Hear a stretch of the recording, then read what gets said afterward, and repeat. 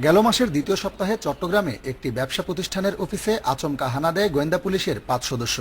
তারা প্রতিষ্ঠানটির ব্যবস্থাপনা পরিচালক নাসিমের কাছে অস্ত্র ও মাদক আছে এমন অভিযোগে তাকে গ্রেপ্তারের চেষ্টাও করে। এ সময় কৌশলে পুলিশের এক সদস্য তার কার্যালয়ে ইয়াবা রাখার চেষ্টা করে, যা ধরা পড়ে অফিসের ক্লোজ সার্কিট ক্যামেরাতে। কিছু একটা কটন বাগ বা কিছু একটা দিয়ে আমাকে দেখে বললে, এটি কি? আমি বললাম, এটা কটন বাগ, আপনি দেখতেছেন কটন বাগ এরিয়া।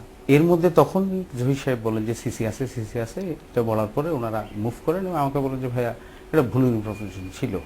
এই ঘটনায় বরখাস্ত করা হয় ওই ৫ পুলিশ সদস্যকে।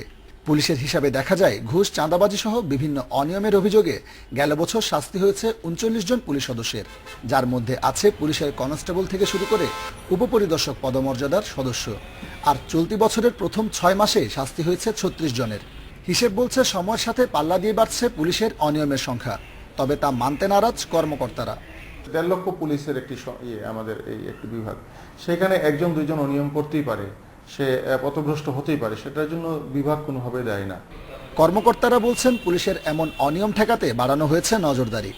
বেশ কিছু অফিসার আমাদের সদস্য তারা আইনের সম্মুখীন হচ্ছে, তারা বিভাগীয় ব্যবস্থার সম্মুখীন হচ্ছে, তার প্রসিডিং হচ্ছে, সাসপেন্ড হচ্ছে। এর মধ্যে বরিশালে পদোন্নতির জন্য ঘুষ নেওয়ার ঘটনায় পুলিশের এক উপকমিশনার সহ ১১ জন বরখাস্ত হওয়ার পর এখন নড়ে বসেছে চট্টগ্রাম নগর পুলিশও। Sabbir Irfan, Independent News, Chittagong.